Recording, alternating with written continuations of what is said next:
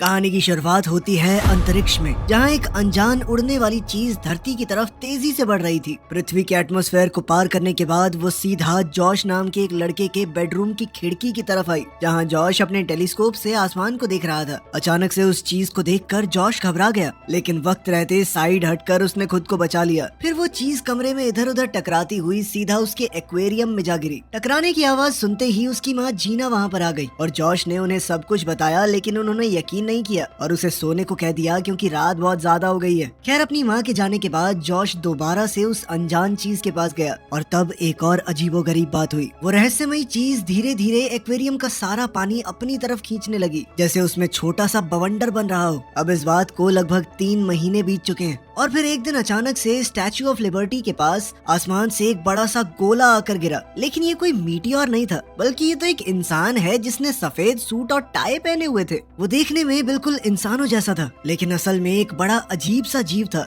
जो अपने शरीर और कपड़ों को एडवांस टेक्निक से ठीक कर सकता था। साथ ही उसकी सारी मूवमेंट भी बिल्कुल रोबोटिक सी लगती थी। खैर, अब धरती पर आने के कुछ ही मिनटों बाद वो एक बोट के पास गया, जहाँ उसका पहली बार इंसानों से सामना हुआ। एक औरत उसे देखकर बड़े प्यार से मुस्कुराई, लेकिन वो वापस इतने अजीबोगरीब तरीके से मुस्कुराने लगा कि सब कुछ बड़ा ऑकवर्ड सा हो गया।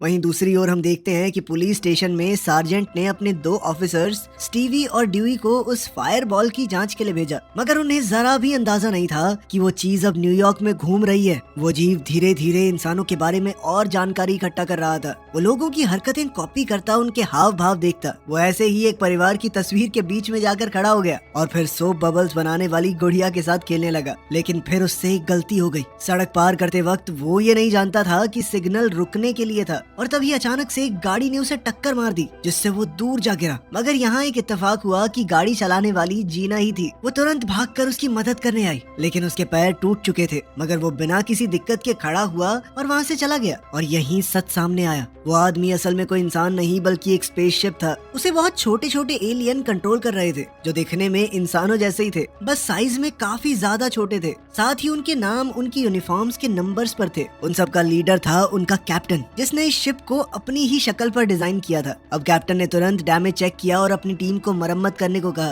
फिर उसने सबको उनका मेन मिशन याद दिलाया, जो था धरती पर गिरे हुए उस ऑर्ब को वापस ले जाना। असल में उनके प्लेनेट, जिसका नाम नील है, उनके लिए समुद्र का नमक ही मेन एनर्जी का सोर्स था। खैर, उनकी किस्मत अच्छी थी क्योंकि जहाँ वो छुपे थे वही गली जॉश के घर के बिल्कुल पास थी। अभी तक वो ऑर्ब जॉश के पास ही था। जब जॉश स्कूल के लिए निकलने वाला था, तभी उसने खिड़की से उस अजीब आदमी को गली में खड़ा देखा। इस बारे में उसने तुरंत अपनी माँ को बताया। दोनों जल्दी से वहाँ गए और जीना ने उसे पहचान लिया कि ये तो वही आदमी है जिसे मैंने अपनी गाड़ी से टक्कर मार दी थी। वो फिर से उससे माफी मांगने लगी, लेकिन अंदर बैठे एलियंस के लिए ये पल काफी घबराहट भरा था, क्योंकि पहली बार उनकी किसी इंसान से बात हो रही थी। आखिरकार कैप्टन ने शिप का स्पीकर ऑन करके जीना से बात करने की कोशिश की, लेकिन स्पीकर की आवाज इतनी तेज थी कि जीना और जॉश दोनों के कानों में दर्द होने लगा। खैर, जल्दी ही क्रू ने इस दिक्कत को ठीक कर लिया और कैप्टन ने कहा कि मुझे आपकी माफी स्वीकार है। लेकिन जीना ने कहा कि नहीं, ऐसे नहीं, आप एक बार घर पे आइए, मैं आपको कॉफी पिलाती हूँ। जब वो वहाँ पहुँचे तो जीना ने उसे पानी का ग्लास दिया और उसका नाम पूछा। अब क्योंकि कैप्टन के पास कोई खास जवाब तैयार नहीं था, तो उसने नंबर 3 से पूछा कि जहाँ पर हम उतरे हैं, इस जगह पर सबसे आम नाम कौन सा है। जिसके बाद उसने अपना नाम डेव बताया। फिर दोनों की बातचीत चल ही रही थी कि तभी अचानक एक कबर्ड में डेव को जॉश की एक तस्वीर दिखी, जिसमें उसके हाथ में वही ऑर्ब था। अब उसे अपनी मंजिल मिल चुकी थी। उसने जीना से अलविदा कहा और सीधा लड़के को ढूंढने निकल पड़ा। मगर स्कूल जाते वक्त डेव का कोट पैंट लोगों का काफी ध्यान खींच रहा था। ये सब देखकर कैप्टन ने ऑर्डर दिया कि हमें अपना हुलिया बदलना पड़ेगा। फिर क्रू उसे कपड़ों की दुकान पर ले गया। वहाँ एक शर्ट चुनने के बाद टीम ने डेव को वो पहनाने की कोशिश की, लेकिन शिप के कंट्रोल अभी इस चीज के लिए तैयार नहीं थे। लेकिन कुछ ही पलों में डेव कपड़ों में बुरी तरह से फंस गया। वो खुद को निकालने की कोशिश करता रहा, लेकिन उल्टा और ज्यादा उलझ गया और इसी चक्कर में दुकान की चीजें गिराने लगा। खैर, फिर एक क्लर्क ने आकर उसकी मदद की और उसके लिए आरामदायक कपड़े निकाल दिए, लेकिन अभी उसने पैसे नहीं दिए थे। तब डेव ने अपने स्कैनर से पैसों का डिजाइन कॉपी किया और जैसे ही वो फिटिंग रूम में गया, उसने बिल्कुल एग्जैक्ट कॉपी बना दी। हाँ, ये बात अलग है कि वो काफी अजीब सी जगह से गिर रही थी। खैर अब नॉर्मल कपड़ों में क्रू फिर से जॉश को ढूंढने निकल पड़ा। उधर स्कूल में जॉश ऑब के साथ खेल रहा था, लेकिन उसकी क्लास का एक बदमाश बच्चा जबरदस्ती उससे वो चीज छीन कर ले गया। कुछ देर बाद डेव स्कूल पहुंचा और वो सीधा जॉश की क्लास में गया। दोनों ने बात की और जॉश ने बताया कि ऑब तो वो लड़का ले गया मुझसे, लेकिन वो अब जा चुका है। फिर दोनों ने मिलकर उसे ढूंढने का फैसला किया और उस दुकान पर गए जहाँ वो अक्सर जाता था, लेकिन वहाँ भी वो लड़का नहीं मिला। तभी अचानक से 2 हथियार बंद चोर वहाँ आ गए और सबको धमकाकर पैसे मांगने लगे। उन्होंने सबको जमीन पर लेटने को कहा और चेतावनी दी कि कोई चालाकी मत दिखाना। सब लोग डर कर उनकी बात मान गए सिवाय डेव के, जिसे अभी धमकी की भाषा पता नहीं थी और वो सीधा उन लोगों को देखता रहा। तभी चोर ने उन पर बंदूक तान दी, लेकिन ये देखकर नंबर 2 बहुत गुस्से में आ गया। उसने कैप्टन से कहा कि इन्हें तो सबक सिखाना चाहिए। वहीं दूसरी ओर चोर ने डेव को मुक्का मारने की कोशिश की, लेकिन डेव ने आसानी से उसका हाथ रोक लिया और चोर को पकड़कर सॉफ्ट ड्रिंक के ढेर पर फेंक दिया। वहीं दूसरा चोर तुरंत उसके सामने रिवॉल्वर तान कर खड़ा हो गया, लेकिन डेव ने सिर्फ अपनी उंगलियों के जोर से बंदूक की बैरल तोड़ डाली और उसे दूर फेंक दिया। ये देखकर चोर घबरा कर वहाँ से भाग गया कि ये पता नहीं शक्तिमान का भाई कहाँ से आ गया। इधर जॉश अपने नए दोस्त की पावर देखकर बहुत इम्प्रेस हो गया। उसने कहा कि तुम मम्मी को जानते ही हो, जब तक ऑब वापस नहीं मिल जाता तुम मेरे घर पर रह सकते हो। नंबर 2 को ये आइडिया बिल्कुल पसंद नहीं आया, लेकिन फिर कैप्टन ने समझाया कि ऑब ढूंढने के लिए हमें गाइड की जरूरत है, इसलिए वो जॉश के घर चल पड़े। इसके बाद जब जॉश ने डेव को एक हाथ से वीडियो गेम खेलते देखा तो वो और ज्यादा इम्प्रेस हो गया कि भाई अमेजिंग आदमी है तू तो। इसके कुछ ही देर बाद जीना घर वापस लौट आई और जॉश ने उसे सब कुछ बताया। तब जीना ने डेव का शुक्रिया अदा किया क्योंकि उसने उसके बेटे की जान बचाई थी और फिर उसे डिनर के लिए बुलाया। वहीं दूसरी ओर स्टैच्यू ऑफ लिबर्टी के पास पुलिस ऑफिसर्स ड्यूई और स्टीवी उस जगह की जांच कर रहे थे जहां वो आग का गोला गिरा था। सफाई करने के बाद जब उन्होंने प्लास्टर की मदद से उसका निशान बनाया तो ड्यूई ये देखकर हैरान रह गया कि गिरने वाली चीज की बनावट बिल्कुल एक इंसानी चेहरे जैसी है। उन्हें अभी तक ये समझ नहीं आया था कि ये चेहरा डेव का है, जो इस वक्त कहीं दूर जीना और जॉश के साथ डिनर कर रहा था। खाना खाने के बाद डेव की नजर दीवार पर लगी हुई एक तस्वीर पर पड़ी।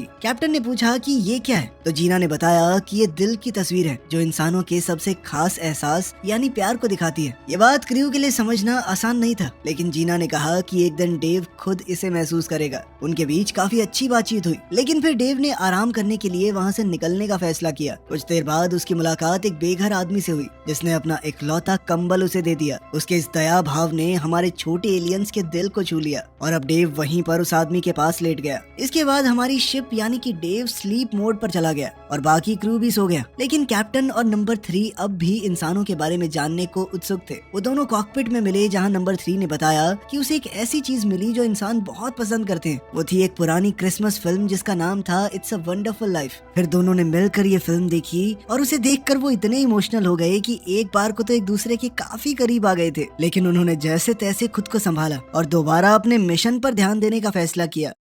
फिर अगली सुबह दोनों पुलिस वाले स्टेशन वापस आए और अपनी खोज के बारे में सबको बताया। उन्होंने कहा कि शायद कोई इंसान जैसा एलियन भी उस फायरबॉल के साथ गिरा है, लेकिन सार्जेंट ने कहा कि कोई ऐसे कैसे बच सकता है, तू पागल वागल है क्या, चलो जाओ किसी और केस पे ध्यान दो। मगर ड्यूई ने हार नहीं मानी। उसने उस एलियन का स्केच अखबार में छपवा दिया ताकि लोग उसे ढूंढने में मदद कर पाएं। वहीं दूसरी ओर डेव जागा तो कैप्टन को पता चला कि शिप के पास सिर्फ 12 घंटे की एनर्जी बची है। अब उसने तुरंत सबको ऑर्डर दिया कि ऑब को ढूंढना सबसे जरूरी है, वरना वो अपने प्लेनेट पर वापस नहीं जा पाएंगे। लेकिन इसी बीच जीना और जॉश ने अपने नए दोस्त से कहा कि आज हम तुम्हें थोड़ा घुमा कर लाते हैं। इस बात के लिए कैप्टन ने हामी भर दी। इसके बाद सब मिलकर एक अम्यूजमेंट पार्क गए जहाँ डेव ने हॉट डॉग खाने के लिए कंपटीशन में हिस्सा लिया। अपने रोबोटिक शरीर की वजह से वो बहुत तेजी से हॉट डॉग खा रहा था। आखिरकार कंपटीशन जीतने के बाद उसे एक टेडी मिला। तब नंबर 3 के कहने पर कैप्टन ने डेव से वो जीना को गिफ्ट दिलवा दिया, जिससे वो काफी खुश हुई। सब कुछ बढ़िया जा रहा था, लेकिन तभी उस बदमाश लड़के ने जॉश को वहाँ ढूंढ लिया और उसे फिर से परेशान करने लगा। जॉश ने फिर भी हिम्मत जुटाकर कहा कि वो ऑब मुझे वापस चाहिए, लेकिन उसने मना कर दिया और जॉश के ऊपर हमला करने की कोशिश की। मगर तभी डेव वहाँ पर आ गया और उसका हाथ पकड़कर उसे उल्टा लटका दिया। इस दौरान उस लड़के की पॉकेट से ऑब गिरा और आखिरकार डेव ने उसे वापस हासिल कर लिया। इसके बाद उसने लड़के को नीचे उतार दिया और चेतावनी दी कि दोबारा जॉश को तंग मत करना। आखिरकार प्रॉब्लम सॉल्व हो चुकी थी और अब डेव अपने मिशन पर वापस जा सकता था, लेकिन तभी जीना और जॉश ने उसे पार्क में ही रुकने को कहा। हालांकि नंबर 2 बार बार कह रहा था कि काम पर ध्यान देना चाहिए, लेकिन कैप्टन ने कहा कि इंसानों को जानने का मौका बार बार नहीं मिलेगा। इसके बाद वो तीनों एक गेम स्टॉल पर गए जहाँ बेसबॉल से बॉटल्स गिरानी थी। पहली बार डेव ने जब धीरे से फेंकी तो बॉल चूक गई, लेकिन कैप्टन जीतने के लिए जुनून में इतना डूब गया कि उसने दोबारा बॉल फेंकी तो पूरा जोर लगा दिया, मगर ये उल्टी पड़ गई। बॉल निशाने पर तो लगी लेकिन नेट फाड़ के आगे ही चली गई और जब टकरा कर वापस आई तो सीधा डेव के माथे पर ही लगी। इस जोरदार झटके से अचानक से शिप बंद पड़ गई और अंदर कॉकपिट में क्रू का बैलेंस भी बिगड़ गया। इसके बाद डेव की आंखें सीधा हॉस्पिटल में खुली, जहाँ पर जब डॉक्टर्स को हार्ट बीट फील नहीं हुई तो उन्होंने करंट देकर हार्ट को दोबारा शुरू करने की कोशिश की। कई कोशिशों के बाद इन इलेक्ट्रिक झटकों से न कि सिर्फ शिप दोबारा से एक्टिवेट हो गई बल्कि पूरी एनर्जी भी चार्ज हो गई। डेव को ठीक देखकर जीना और जॉश ने चैन की सांस ली और आखिरकार तीनों हॉस्पिटल से बाहर आ गए। लेकिन जाने से पहले कैप्टन के कहने पर डेव ने माँ और बेटे को डिनर के लिए इनवाइट कर दिया, मगर ये बात नंबर 2 को पसंद नहीं आई। उसने कैप्टन से कहा कि आप पागल हो गए हो क्या, इंसानों के इतना करीब जाने की क्या जरूरत है। ये सुनते ही कैप्टन काफी गुस्सा हो गया और उसने कहा कि नंबर 2 कॉकपिट छोड़कर चले जाओ। इस बहस के बाद कैप्टन ने दोबारा जीना से बात की और इस बार डिनर के लिए उसने एक क्यूबन रेस्टोरेंट चुना। लेकिन इसी दौरान हॉस्पिटल की एक नर्स ने उनकी बात सुन ली और डेव का चेहरा देखकर उसे ड्यूई के पब्लिश किए हुए स्केच की याद आ गई। उसने तुरंत पुलिस स्टेशन फोन करके बताया कि उनका टारगेट मिल गया है।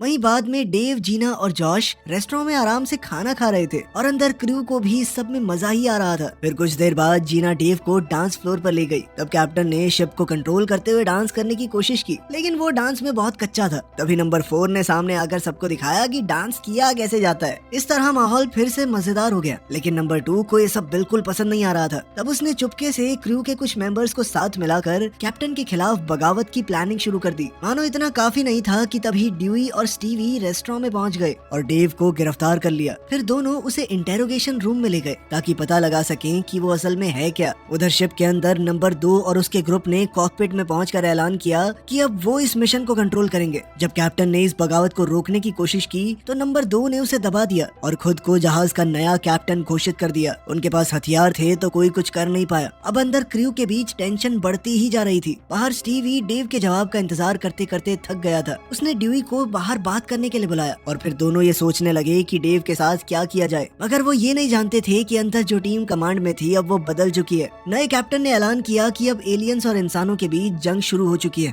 कैप्टन के रोल में उसने अपना पहला ऑर्डर दिया कि डेव को यहाँ से बाहर निकालो। फिर उसने क्रू को डेव की उंगली में लगी हुई प्रोटोन गन को एक्टिवेट करने को कहा। ये सुनते ही तुरंत ही शिप ने दीवार की तरफ निशाना साध कर एक जबरदस्त एनर्जी वेव फायर की। इस अचानक हुए हमले से पुलिस वाले बुरी तरह घबरा गए और बिना सोचे समझे उस पर गोलियां चलाने लगे। लेकिन डेव ने अपने सफेद सूट में लगी हुई हीट शील्ड को एक्टिवेट कर दिया, जिसने आसानी से सारे हमले रोक लिए। मगर पुलिस के साथ टकराव ने शिप के अंदर क्रू में अफरा तफरी मचा दी थी, खास करके नंबर 17 जो घबरा कर डेव के कान से बाहर कूद गया और सीधा एक कॉफी के कप में जा गिरा। उधर टकराव जारी रहा। पुलिस ने लगातार फायरिंग की, लेकिन शिप की प्रोटेक्टिव शील्ड के सामने वो कुछ नहीं कर पाए। खैर अब डेव फायर एग्जिट की तरफ बढ़ा, बिना जीना और जॉश से मिले। लेकिन अब नंबर 2 के कंट्रोल में उसने उन्हें नजरअंदाज कर दिया और वहाँ से बाहर निकलने के लिए दोबारा हमला कर दिया। मगर बाहर जाते ही और भी पुलिस गाड़ियों ने उसे घेर लिया। डेव ने उनमें से एक पर फायर किया। इस धमाके से गाड़ी उछल गई और एक पुलिस वाले पर गिरते गिरते बची। ये देखकर नंबर 2 को काफी मजा आया। उसे लग रहा था कि इंसानों को हराना तो बहुत आसान है, लेकिन अब बैटरी थोड़ी कम बची है, इसीलिए उसने नंबर 3 से कहा कि मुझे स्टैच्यू ऑफ लिबर्टी तक ले चलो। मगर नंबर 3 तो कॉकपिट छोड़कर कैप्टन के पास पहुंच गई थी। वहाँ उसने पहरा दे रहे गार्ड को बेहोश किया और जल्द ही कैप्टन को आजाद कर दिया। फिर दोनों ने मिलकर शिप को रोकने का प्लान बनाया ताकि कोई बड़ी तबाही न हो। लेकिन थोड़ी ही देर में और गार्ड्स आ गए और दोनों को पकड़कर कैबिन में ले गए। उसी पल नंबर 2 ने उन्हें देखते ही फैसला किया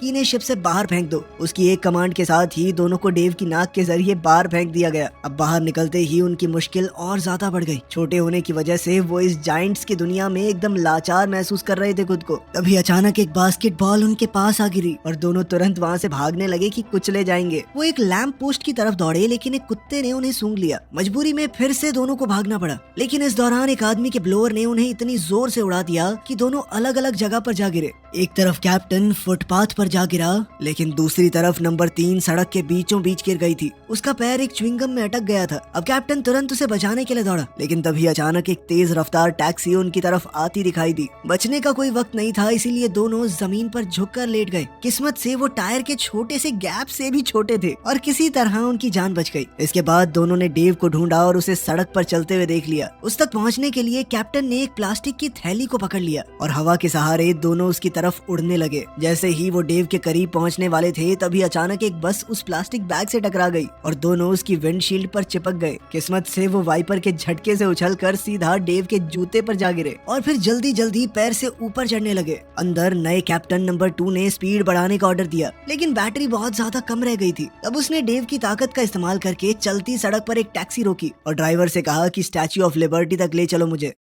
उधर पुलिस स्टेशन में स्टीवी ने बैकअप बुलाया, जबकि ड्यूई ने कॉफी कप उठाकर उसमें नंबर 17 को देखा। उसमें से छोटे से एलियन ने उसे सारी कहानी सच सच बता दी और अंत में पुलिस वाले ने उनकी मदद करने का फैसला किया। मगर इधर जीना, जॉश और मार्क भी डेव को ढूंढने निकल पड़े, क्योंकि जॉश को डर था कि उसका दोस्त मुश्किल में है। खैर आखिरकार डेव स्टैच्यू ऑफ लिबर्टी पहुंच गया था। ये वही जगह थी जहाँ से उसने धरती पर एंट्री ली थी। फिर नंबर 2 के कंट्रोल में आकर उसने ऑब को समुद्र के बीच में फेंकने का प्लान बनाया, ताकि पानी से सारा नमक इकट्ठा किया जा सके। इस पर क्रू के बाकी मेंबर्स ने कहा कि ऐसा होने से प्लैनेट का बैलेंस बिगड़ सकता है, पूरी दुनिया खतरे में आ जाएगी। लेकिन नंबर 2 को इस बात से कोई फर्क नहीं पड़ता कि इंसान जिए या मरे। उसने सीधा ऑर्डर दिया कि ऑब को खुले समुद्र में फेंक दिया जाए। मगर खुशकिस्मती से कैप्टन और नंबर 3 समय रहते इंजन रूम में पहुंच गए और उन्होंने तुरंत डेव की सेकेंडरी कंट्रोल्स को एक्टिवेट कर दिया। इसके चलते शिप के पहले हाथ को दूसरे ने पकड़ लिया और उन्होंने अभी के लिए ऑब को फेंकने से रोक लिया। लेकिन नंबर 2 ने अभी भी हार नहीं मानी, उसने भी कंट्रोल्स से लड़ना शुरू कर दिया। इस झटके के बीच में शिप का कंट्रोल बिगड़ गया और ऑब डेव के हाथ से छूटकर सीधा समुद्र में जा गिरा। कुछ ही पलों में अपनी जबरदस्त ताकत से ऑर्ब ने एक बड़ा सा बवंडर बना दिया।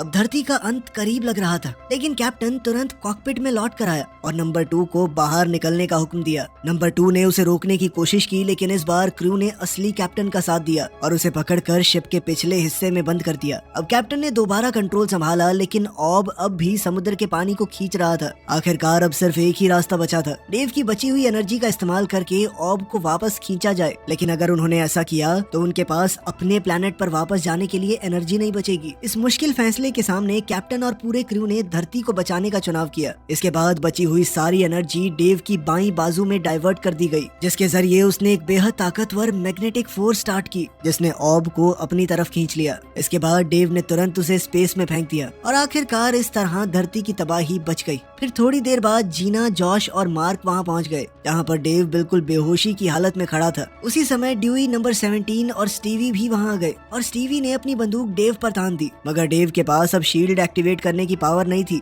इसीलिए सिर्फ एक भी गोली पूरी शिप और क्रू के लिए खतरनाक हो सकती है। जैसे ही जॉश को इसका एहसास हुआ, वो तुरंत अपने दोस्त की मदद के लिए आगे बढ़ा। उसे हॉस्पिटल वाली बात याद आ गई और अचानक उसने पुलिस वाले का टेजर लेकर डेव पर इस्तेमाल कर दिया। इस जबरदस्त बिजली के झटके की वजह से शिप की सारी एनर्जी वापस आ गई। इसी के साथ पूरा क्रू खुशी से झूम उठा और कैप्टन ऊपर वाले हैच यानी कि डेव के मुंह से बाहर निकला। पहली बार उसने पृथ्वी के लोगों का सामना किया। फिर उसने सबको बताया कि वो कौन है और धरती पर क्यों आए थे। सब कुछ क्लियर होने के बाद कैप्टन ने जॉश की हिम्मत के लिए उसका शुक्रिया अदा किया और जीना का भी, जिसने उसे प्यार का मतलब समझाया, जो उसे नंबर 3 के साथ महसूस होता है। आखिरकार अब वो सभी अपने प्लेनेट पर वापस जाने के लिए तैयार हो गए, लेकिन उससे पहले नंबर 17 डेव की पॉकेट से बाहर आया और उसे भी वापस शिप में ले जाने को कहा। टीम पूरी होते ही डेव के थ्रस्टर एक्टिवेट हो गए और वो स्पेस की तरफ उड़ने के लिए तैयार हो गया। लेकिन उड़ने से पहले ही अचानक से FBI वहाँ पहुँच गई और शिप को एक जाल में बंद कर दिया। फिर कुछ ही सेकंडों में कई एजेंट वहाँ आ गए उसे पकड़ने के लिए, लेकिन क्रू ने डेव के पैर में लगे हुए एस्केप पॉड्स का इस्तेमाल करके